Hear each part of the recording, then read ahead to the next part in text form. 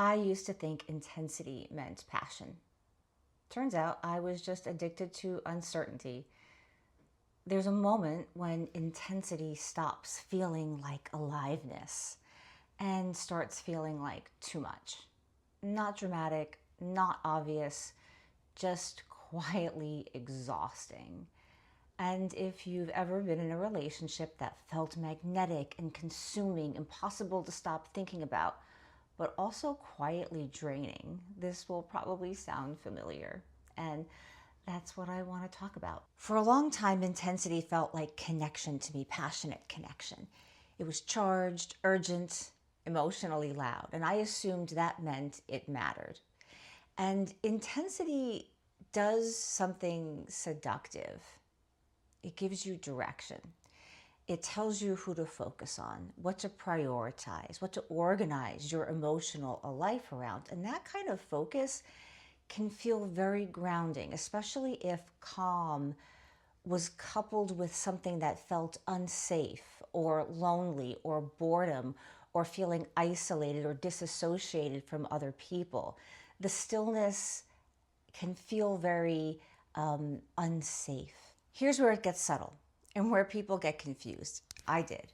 Because a racing heart doesn't automatically mean something is wrong.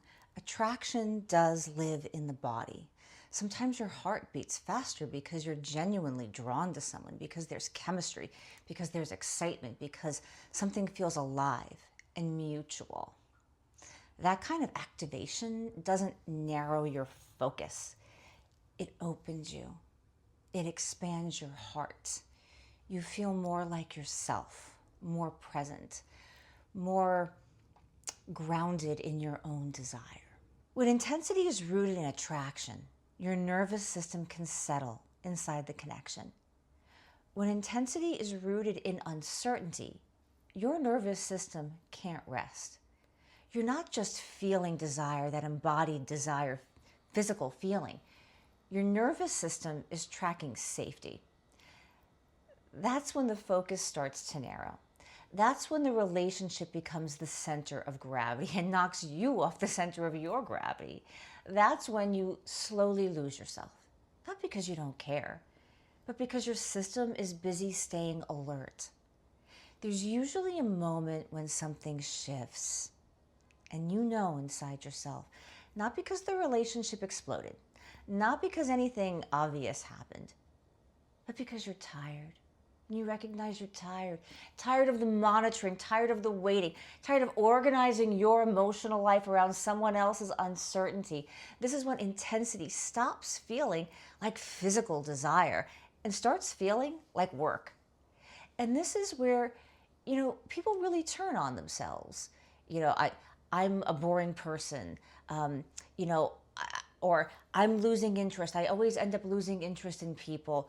I must have read the signs wrong. They're not that into me. Something must be wrong with me. All the things. But often, nothing is wrong. You're just done living in constant activation. And you know in your heart that you just can't continue on getting these hits, getting this instant gratification that fizzles away and is slowly just taking over your entire life little by little, just so that you can get a hit. And there comes a time where you have to just cut it off. I'm not going to take the hit. I'm going to go through whatever detox I need to go through because the hit is not worth it. I want to be fed. I want to be fully fed. This was a big realization for me. I didn't stop wanting connection. I didn't stop wanting intensity, the good kind of intensity. I didn't want the fireworks anymore. I wanted a slow burn because intensity feeds on uncertainty. Desire needs space. It needs space in the body, space in the mind, space in the heart. Intensity asks, will I lose this? Desire asks, do I actually want this? And that's empowering. That's choice. That's sovereignty. When you stop wanting intensity, at first something can feel missing, like a missing space physically in the body, but it's not the person. It's the structure the relationship gave you, the intense relationship. Intensity gave your life shape. It told you what to check first in the morning, like to see if they texted, what to worry about, what mattered. So when it's gone, there's space. And before the space feels freeing, expansive, it usually will feel empty. There might be a loneliness. There might be an isolated feeling. There might be an anxious feeling. And that's often why people go back to the intense relationship and continue this loop. Not because it felt good. It didn't really feel good. It might have felt good again in moments where the intensity was there. And again, you kind of got that hit. And in that hit, that intensity, that kind of intensity began to feel familiar. And that's where the comfort zone was. But it wasn't real. So it was comfortably uncomfortable, right? Or uncomfortably comfortable. And so you need to give yourself the time and the space to integrate the creativity and the flow and the free feeling of freedom that the space is giving you, thinking of the options, thinking of the choices, really leaning into how it feels not to go checking your text first thing in the morning, or not, to wonder what they're thinking, or to wonder what they're doing, or to wonder if you're doing it right. It takes a little bit of time. So settle in and begin to restructure your life with things that matter to you. Going to the gym first thing in the morning, scheduling times to grab lunch or coffee or drinks with friends, scheduling activities that you really like. Maybe on a Friday night, ordering your favorite takeout food and sitting in with a movie that you really want to watch, that the other person never would have wanted to watch, and you would have ended up watching what they wanted, just to, appease them, make them feel good so that you could get that intensity hit. But think about, you could have that good feeling without the coupled negative intensity. And the more that you begin to relax and integrate that and weave that into your being, the more you're going to look for that in your romantic partnerships. What replaces intensity isn't excitement. It's choice, it's clarity, it's the desire of your own will to love yourself and your own needs first.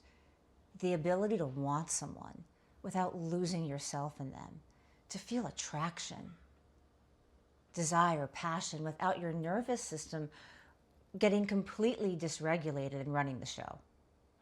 To experience desire that doesn't need all of that chaos to stay alive. This kind of desire is quieter, it doesn't rush, and at first it can feel underwhelming, boring. And then, truth, you realize how much energy you have again for yourself, your life, for the relationship. And it's sort of this mutual shared energy that lifts each other up instead of you feeling like you're spiraling and being dragged down into somebody else's stuff. And that is real expansion of the heart between two people. That is surrendering together to something that's deeply full of desire and full of mutual respect. If you're in that space right now where intensity doesn't work anymore, but calm still feels unfamiliar, I promise you, you are not losing your fire. You are simply just allowing yourself to integrate the feeling of expansion and the space that you have so that you can find something more sustainable and that you can have both peace of mind and passion, and that chemistry does not need chaos to be real. Thank you so much for watching. My name is Kristen. I'm so happy that you're here. Please subscribe if you want to hang out with me more. I like to explore what lies beneath the surface of our deepest connections. And by deepest connection, I mean the most important one being that connection that we have with ourselves so that we can do the personal growth and self-awareness work that it takes to be able to recognize real passion, real fire, that slow burn, and that relationship that we are desiring. So if you want to dive a little bit deeper with me, I do live journaling sessions, and all the prompts are around these kind of topics, and we can take the time and be together in community and share what intuitively is coming up for us. There are meditations on the channel for you to relax to. We have ones that have a couple of hours of music into the night that take you in to your sleep and then kind of leave you there with some lovely music. And I also love to pull oracle cards just for fun. I like creating on this channel these conversations, but also having these chill spaces, whether it's journaling or meditation or just pulling a couple of cards and in a really fun, relaxing way, just see what comes up beneath the surface when I'm not overthinking about it, and then sharing that with you and then having a conversation with you around it. So I hope that you will hit the subscribe button. Come join me on some lives. I would love to get to know you. And again, please subscribe and give me a thumbs up if you enjoyed this and it was supportive to you. It would mean the world to me. I'll see you next time. Bye.